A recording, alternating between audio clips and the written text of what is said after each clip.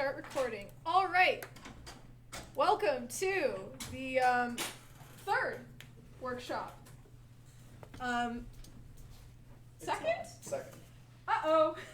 Yep. Last week Uh-oh. was a holiday. You're right. You're so right. Oh, your brain. Let's try that again. Welcome to the second workshop of winter quarter 2020. We're talking about narrative structure and outlining stories because we're starting to write our games now, and this is important. So, everyone outlines differently. There is like a nice spectrum. On one end is discovery writers or pantsers or gardeners, whatever you call it yourselves. And then on the other side, there's plotter and architect. I'm going to be using gardener and architect because I think that George R.R. Martin's words for them are cool. So, over on the gardener end, this is the people who don't plan anything. They toss some seeds into the ground and are like, can't wait to see how this turns out.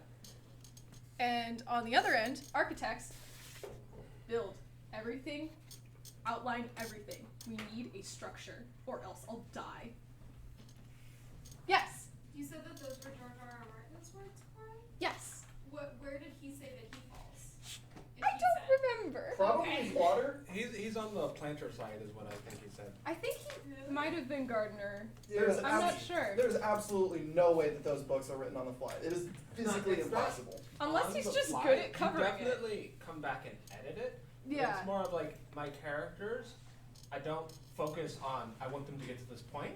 I more of set up a character and then see how the world interacts with that Yeah, character. watch where they go. And there is definitely pre-planning, and like he might be more planter during his first draft, and then come back and start pruning things to make it look cleaner. So here's the interview. And of course I love the fully fledged novels. That's why I'm mostly a gardener when I write a novel. I know that highlights. I haven't written them yet though, and I'm getting from one cool thing to another cool thing.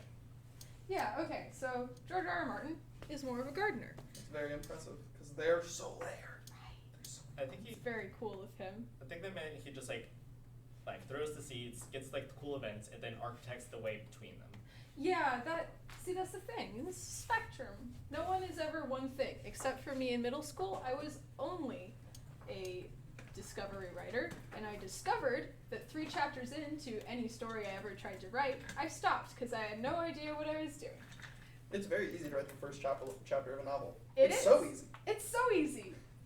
The world is full of possibilities, and then I write myself into a hole, and I never pick it up again. So now, I'm way closer to plotter/architect, because if I don't have a plan before I go into a story, I will sit down at my blank page, freak out, and never do anything ever. The end. What about you guys? How do you outline? It depends on what I'm writing and the length of what I'm writing. If I'm That's writing a true. short story, it's really easy to just go in as a gardener and be like, this is going to end in 5 pages, so nothing matters. Life is fleeting. Yeah. The story is too. All right. If I'm writing anything of length, you gotta have things planned so you know where things lead. Feel you. If it's for like a school thing, like having to write a short story, creative writing, whatever, normally just kind of garden and then architect my way between the main things. For like a personal thing, garden right at the beginning, see what main event I want, and then stop right there, architect the rest, and then keep going. Which is why most of my stories stop halfway through because I need to You actually got to the outline hard the thing. part. Yeah. How about you, Luke? I just have like 5 consecutive stories going in my head, nothing written down. And I just Ah. constantly redraft Okay. them and go, okay, how do I get there? That's quitter talk. Get to at least 10. So you're off the spectrum. I don't You're on know. the doesn't write. I have a friend who wants to be like a comic artist, so he has like this big running story, and like we always talk about it and edit it, whatever, but he never writes any of this down. So eventually I made a Google have Doc, friends wrote like down all that. the information I can remember, asked him for the fill-in, and then shared it with him because he wasn't writing any of this down. Like you need to remember some of this because you can't Yeah. connect all of this. Yeah, that's like halfway through a game planning meeting. We're like, should somebody have been writing this down? Right? Probably. But if the story makes sense and things logically progress from each other, then you just need the start point and a couple ideas, and things will just logically progress to the end. You'd like to think. Yeah, hopefully. Yeah. That's how I remember. Raise your hand. What are you talking about? That was about the idea of, like, I guess using voice memos a lot, and you just have like a Mhm. dialogue between each other. Problem is, Anything. I hate the sound of my own voice, Mood. which is bad for an actor. I've gotten accustomed to it. I literally done enough like talking in a microphone or just getting hear my voice back multiple times. I was like, okay, I'm like used to it now. You can live with this. Yeah. Alright. Hell yeah. We are going to move on now. By the way, everyone needs to be very proud of this gradient. I made it myself. That's a very good gradient. Everyone applaud. Thank you. Please Why? clap. Why? Please clap. Just like literally full of it, like. I get why the gardener is green. Why is the architect pastel pink? Because it can be. yeah. God. Look pretty. Much prettier than the like brown that I was going with initially. Alright, so outlining is important. Please outline your games. Please, I'm begging you. You can do whatever you want with your personal projects. I'm not your mom. But for a game project, it is very important to outline things so that your team knows what's up and you can like communicate more effectively. And if you're not used to outlining, that's what this workshop is for. I'm going to hand you 50 million different structures that have helped me move from middle school Megan to current Megan, where I can actually plot things and outline them. These are just tools. They're just guidelines. You don't have to do anything on them if you don't want to. They're just something for you to look at and be like, huh, that's neat. Okay. Who here has seen this one before? What is that? That's the basic plot triangle, Luke. I learned about it in middle school. I don't know when anyone else learned about it, but it's pretty simple. It's the exposition, the inciting incident, rising action, climax, falling action, resolution. Easy peasy, what? Except for the part where, when I was in middle school, I didn't know what any of these things meant, so I can look at this diagram all I want. It's not going to help me. What's the rising action? What goes in there? I don't know. It's an upward line. So, we're going to go over other things. The hero's journey. How many people have seen this one? Yeah! Joseph Campbell did this one, and this is how I outlined my first novel.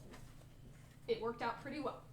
Was he the first to like write it down and codify it? Yeah, Joseph Campbell's Hero with 1,000 Faces was the first one to really like get all that in there.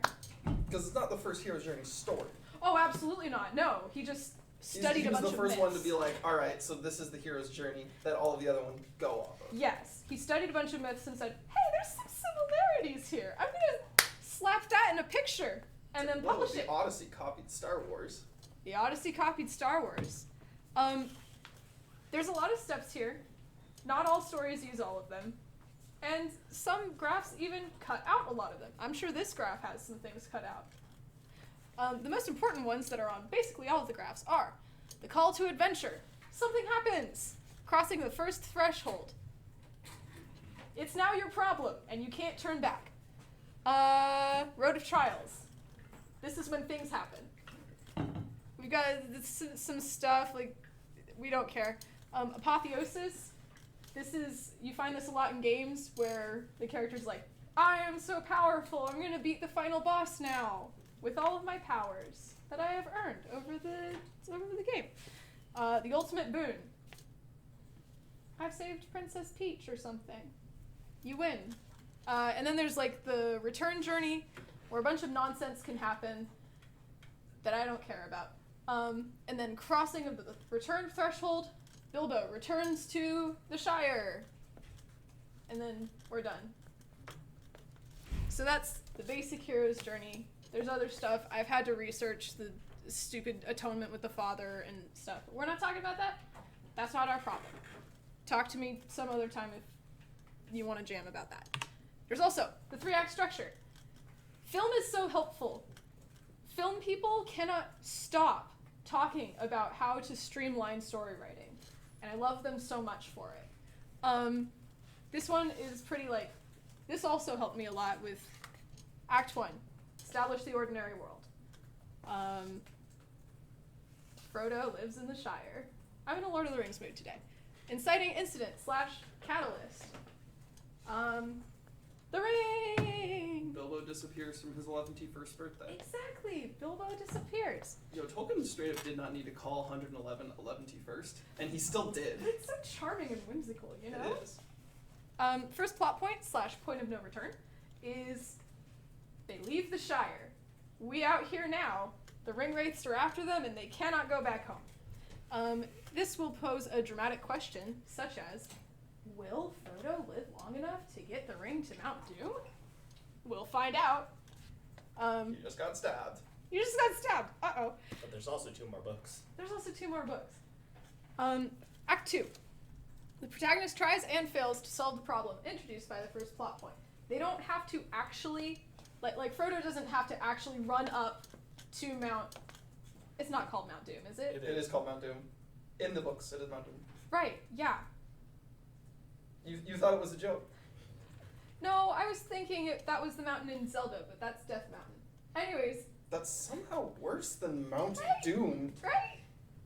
People are really good at naming mountains. Anyways, Frodo doesn't actually have to run up to Mount Doom and try and fail to toss the ring in for this to be, the trying and failing to solve the problem. It could just be like, we've gotten to the fellowship and we've gained allies and skills and then we're gonna do this thing. It's just the gradual process of eating away at the problem and not fully solving it. I mean, they did try and fail to destroy the ring several times. Gimli destroyed an axe, and they tossed it in the fire. You're right. Thank you for saving me from myself and my own. I thought the fire was so you could see the words. He didn't know it was gonna do that. Well, when Gandalf didn't did know that. He'd never really seen the ring in person. Gandalf knew that That would was happen. the whole point of going and doing. Never mind. Anyways, the Haven't longer read the that book story in so long. gets, the more you have to worry about this section of trying and failing to solve the problem. Dragging, you get second act bloat, but in the context of student games that we have to make in a quarter, I'm not worried about any of you getting even a fraction of the amount of writing you need to bloat your second act. You're fine. I'm not worried. You underestimate my attention span. Dave, you specifically keep an eye on your second act, just for that. Thank you. I'm watching you. Dark Night of the Soul also goes at the end of this act. It's a very dramatic way to say everything is awful, nothing is good. I think in Lord of the Rings, Dark Night of the Soul would probably be Frodo has put on the ring and he's like, I think I will not throw it into the fires. And Sam's like, no, Mr. Frodo. That's a really bad part. That everything's bad. Frodo is lost. And then Act 3, we do it. We win. Yeehaw. Hey Jen, have you seen Lord of the Rings? Yeah. That book came out in 1958. Yeah, this is a World War II era book. If you don't know what happens, that's your problem. When did World War II happen? About 10 years before 1958. Okay, I still barely know anything that happens in Lord of the Rings. Are you? I am at, Aren't you a first year? yeah, Don't you live in Middle Earth? yes. I know the locations. You don't need to I know know. the You absorb it by osmosis. I know Shadowfax. I know Isengard.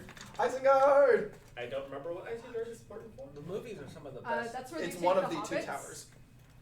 Yeah, Lord of the it's Rings, the like two Isengard. towers. It is one of the two towers. Mm. Is Isengard a good Well, Isengard is a very bad place. Isengard was a They good place. The Uruk-hai, right? Oh. Yeah. It was Yeah. controlled by a wizard.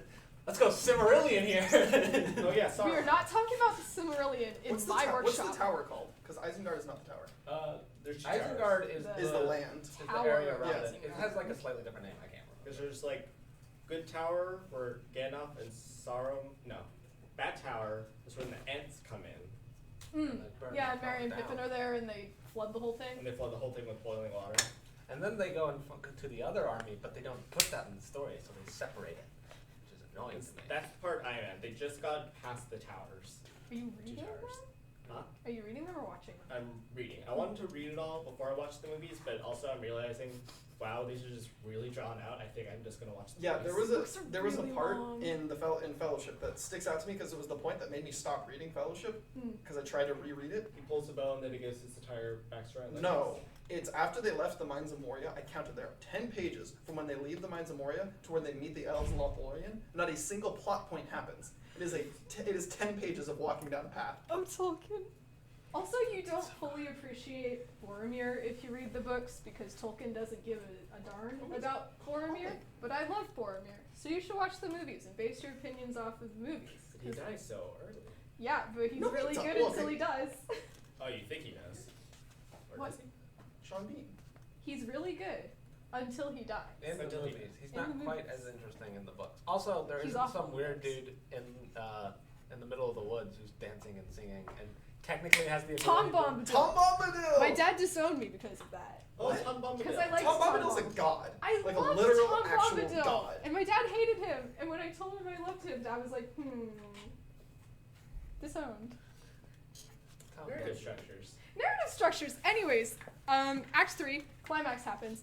All of the subplots from previous acts are tied up here. So that's the 350 million endings at the end of Return of the King. That's us tying everything up. Not recommended that you do that, but, you know, whatever. Game of Thrones Season 8. Yeah. Once again, I don't think you guys on your student games will have any problems with 3 endings, like needing 3 endings. You'll be lucky if you Yeah, have space enough content manga. for 1. I'll be lucky if I have a game that needs a writer. You'll be lucky if you have a game that asks for a writer. Exactly. Also, Oh, suggestion for the game form. Have 2 slots for roles, because I always have to put programmer, because that's what I want practice in. oh, But I want to write too. would love that. Okay, also, this is especially useful for video games. Ideally utilizes all of the skills and allies gained in the second act. So all of the cool abilities that you have, you know, your gun and your kick and your laser beam eyes and your cat. You know, you've played this game, right? Yeah. Is it one of the 2 games that you have played? Yes. And now it's your turn to figure out which one it is. So all of those things, you probably use those in like the final boss battle. So the player's like, whoa, I feel so awesome. I've learned and grown so much. Act 3 also answers the dramatic question. So will Frodo get to Mount Doom and throw the ring in the fire? Yes, he will. And that's the end. There's also sometimes a second mini climax after the protagonists win,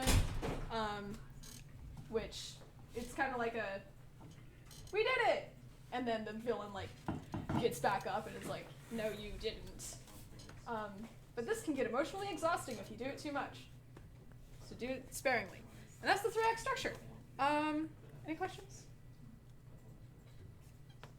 Good? Okay.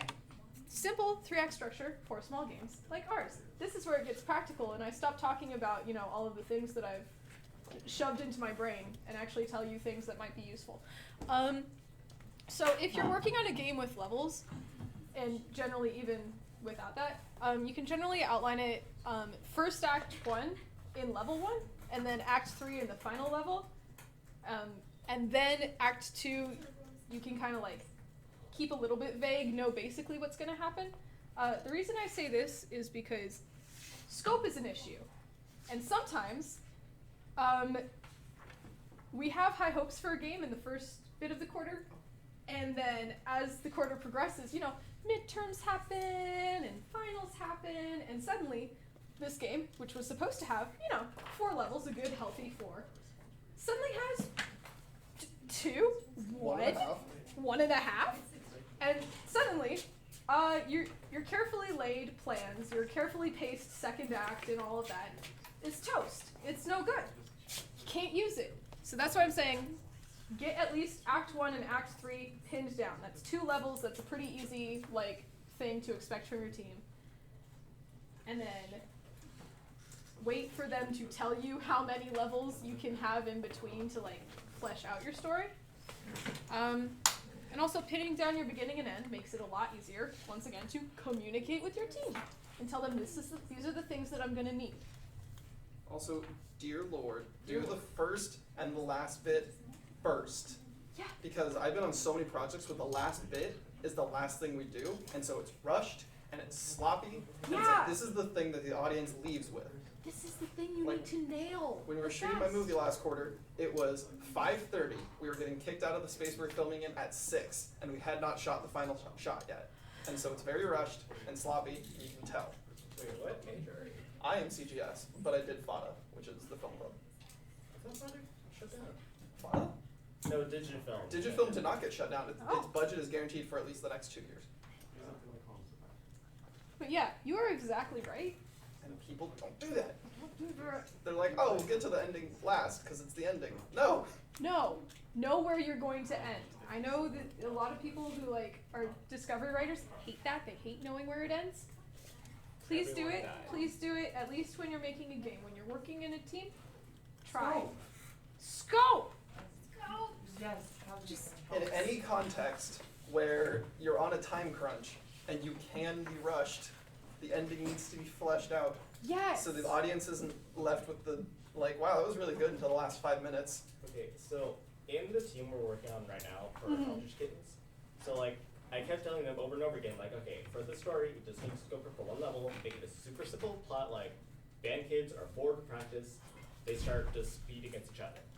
Like, super simple. Yeah. I was a Then- fan once, yes. Then one of the programmers, who's also kind of a writer, is like, well, what if we did something like more, like he's actually like a guy coming from out of town, he's trying to build his new band, blah, blah, blah. Like, no. Scope. Scope. Scope. You're making this. We need to make it this. This game will be done in 10 minutes. You look Tops. here. Ooh. You get down here. Overall playtime. Yeah. That. Yeah. So keep scope in mind. Figure out your first and last levels first. Do everything else after if time permits. That is my outlining tip. Also though, I'm not your mom and I can't tell you what to do. I'm also not in your, team discords and I'm not in your team meetings. If you decide to not follow my sage, perfect, flawless advice that will save your life, that's on you. That's not my business. It's fine. I find your assumption of perfection annoying. Well, Luke, that's unfortunate for you because I'm not gonna say I you're have wrong. the computer. I'm not gonna say you're wrong, but I do find it annoying. Endings are hard, but like, Unfortunate. still. Endings are hard. That's why you have to do them first so that you're not half an hour. The reason Andromeda Strain is not my favorite sci-fi book of all time is because of the last 5 pages. Really? They spend the entire book building up.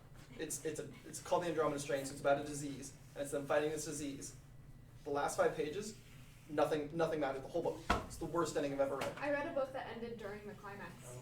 What? What? What does that even mean? Flesh Like- that out a bit. Like, okay, so No, like that comment needs explaining. they were in the final battle, and then I guess the writer just like gave up and didn't know how to conclude things. Oh, me? And so, like, straight up, this, like, the end of the 3rd book in this trilogy ended A in the middle of the trilogy? final battle with this girl just kind of, like, taking in the fact that this battle is happening, and you never get to find out if they, like, fix the dystopia after. What book I is gave up on this? dystopias after that. Damn, so bad you just abandoned an entire genre. Yeah. What book was it? Okay, so, like, just for the record, I should have known it was going to be bad to begin with. Was it Divergent? No, although I also hate Divergent. I do too. It's bad. Like, I loved reading the first one. Not to say that I loved the book, but I enjoyed reading it. But like the ending of that one also was unsatisfactory. But this one was like especially bad. Are you familiar with Delirium? No. Oh, okay, don't be. Okay. Well, all right. Yeah. I'm pulling out the audiobook app Oh right no! now. Oh no! Oh no! Don't do it. Don't do it. There was also a love triangle that never gets resolved, which like love triangle we have discussed at length why those suck to begin with. Yeah. But also like OT3s. But also it never got resolved because like she was still in the love triangle yeah. in the climax of the final book, and then like you don't even get to know who she chooses and you don't know anything. I don't even remember anything about the characters. It wasn't memorable. It was not good. That's horrid. Love It was so triangles bad. have their genre, and it's anything to if romance is in the genre name, love triangles are acceptable. Any other time, no.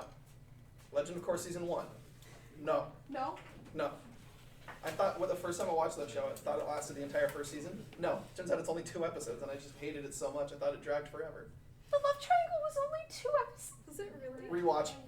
It Oh, felt yeah, like now an that I think about eternity. It did, because it was really Yeah, bad. I also thought it Incredible. was the whole first Nope. season. Yeah. It's 2 episodes. They went through the curve right at the end, like, heck yeah. Well, no, that's when it got woke and amazing. Yeah. That's the moment I fell in love with Legend of Korra as a show in its own right, and not just as Avatar's sequel. I have heard how good Airbender and Korra are writing-wise. I've never watched it. You've never You seen got it it. I You either. gotta saw watch it. 4 episodes as a kid and I got so bored by it. Because You back gotta then try I wasn't again. interested in It's stories. so good. You gotta try again because it's so good. It's so My good. sister has every like box set for Watch Korra it. and Airbender. It's like, on Netflix now too. No, Also- not in America. Not about, Oh. I think it's. I don't know. That's why you gotta have the special overseas Let's VPN. check Netflix. I watched Yeah. the Cactus Juice Yes. episode 50 million times. Yeah. I watched the whole show through once, but I don't remember any of it. But I do remember the Cactus Juice one. Watch the whole show again. Two. I watched all of season 2 in one Zuko sitting at was 3 like a.m. There's my a lot- favorite, and I loved him. I stole him for my first novel when I was in middle school. Just straight up stole him. I was like, that's Zuko is mine now. Did you even change his name? Yes, I changed it. Okay. Kuzo. I changed him enough. I think. I don't remember his name. He was like one of my favorites. Oh well. Hang on. We can keep talking about Avatar, but I need to finish this real Okay. quick. Yeah. Okay. Final stuff. We don't care. Oh yeah.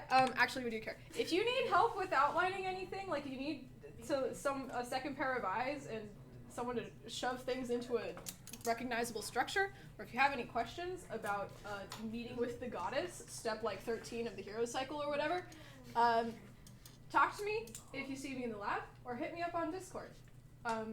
Not after the workshop though, probably, because I have class at 2. But Same. yeah, Jen also has class at 2, so you can't ask her either. There's a surprise announcement. Voiceover Day. Hooray. It's happening. Woo! Yeah. Please clap. I don't think it's a Yeah! surprise announcement anymore though, because wasn't it announced during the general meeting? Well, some people might not have been there. Oh, okay. Also, it's a surprise because you don't expect that from the writing. We're just supposed to talk about narrative structures. So, we're hosting Voice Acting Day for voice actors, writers, and audio designers. You are at least one of those things, and it's the audio designer, right? You're all audio designers? Yeah. On my off days. On your off days. I technically have 2 ears, therefore I'm an audio designer. Yeah. I think it's the mouth that Doesn't that sound amazing? 2 working years. It is. Oh, mood. Okay, but like, Beethoven. Midful. Yeah. Didn't he No, get no. deaf? He was deaf. That's the thing. That's That's the whole thing. That's the point. Okay, so writing submissions are open January 27th. That's today. You can submit your voice acting lines for people to read today. The actual event sign up is February 3rd, and the writing submissions close February 15th. So you have from January 27th to February 15th to write the lines that you want read and sign up for the thing. Also, the event is February 22nd. You will have about half an hour, right, to record the lines that you wrote, but plan accordingly because this half an hour has to include the voice actors acting the thing out, the voice actors doing multiple takes if they need to. There will be multiple takes. There will be multiple takes. Just assume that. And then also you may be having to stop and give them direction. Factor all of that in when you write your thing. So about 5 minutes of speech. Possibly 5 minutes of speech. Don't Yes. come with a 30-page Don't bring your novel. screenplay. Don't be like, hey, can someone read my book? I want an audiobook for free. Don't do that. It's half an In hour. 30 minutes. In 30 minutes. Just get Eminem to read the entire book in Just- 30 minutes. Yeah, just go really fast if you click. Don't do that. Quick scream. You can read. So, this is what these things look like. And Screenplay Format is very helpful because, once again, film people cannot shut up about the workings of how their medium works. It is down to a science. 1 page of Screenplay formatted stuff is 1 minute of on-screen time. So if you bring in 5 pages, you're getting 5 minutes of speech. What is that face? Huh? I'm confused by this. I've never actually read it. Oh. I see scene heading, I'm like, that's right. Action, that's correct. That's where the action goes. And Yeah, no, it's all right. It's just actually reading what it says is kind of like. Wow. Yeah, you're right. Don't read what it says. Just read the red text and know where these things go. For our purposes, you only need. Are you ready? I taught myself how to do that. Yes, please clap. Thank you. So the most important things for our purposes, because this is voice acting and it's not going to be in a like visual medium, you don't really need the scene transitions because there's no footage to cut to. You kind of would maybe want scene heading and action because it'll at least tell the like voice actors where they are. Context. Context. Actors need context. Actors need context. So you can have those. The most important stuff is the character. Who is saying it? Voice actors need to know this. Parentheticals. How they are saying this. Voice actors need to know that. The dialogue. What they are saying. Voice actors probably need to know that. I'm not sure, but I think so. Unless you're Alan Tudyk in any of his Disney roles. Who did he play? He played the chicken and the pig in Moana. Yeah, so if you have... He's most of the animals in most recent Disney movies. Didn't he also voice the weasel guy from? Yes, Duke Wesselton. Yeah, in No, Frozen. Duke Weaselton. Duke Wesselton was his other character from Frozen, Oh, that's who. the Duke of Wesselton. Yeah, the Duke of Wesselton. I remember Yeah. that And then guy. he voiced Duke Weaselton That's fantastic. in Zootopia. That's great. There's a Duke Weaselton? In Zootopia. Oh, I know that The guy. weasel crime boss Weasel Carmas. in The Wife Beater. Yeah. Okay, so yeah, that's, you now know how to write screenplays. Again. Oh, you think you had the Use mouse. Fountain Eyes. Not the mafia. Not the mafia What? Don. The Google Docs add-on, Fountain Eyes. It does all that for you. And it's actually really easy to use. Hell yeah. Is it? That's how I wrote my screenplay. Because my phone group said if you use Google Docs, we will hit you. But Oh, so I like, really? Huh? but like there's. Yeah, but like it does it format. I don't know. They use Celtics. Celtics. My- I used to My use that. screenplay writing friends swear by Celtics. No, password. It's very helpful. I remember it being very easy to use back when I had that class in high school. And then I've never used it since. Yeah. Okay. We're done with that. We went over a lot today. Are there any questions? You have Basketball team. about 20 minutes. To talk about Avatar. To talk Here's about why you need to watch Avatar. Avatar: The Last Airbender and I Legend of Korra. understand that I need to watch. Okay, so we're going to stop streaming because everyone. We're going to stop screaming. Everyone on stream knows that we have to watch.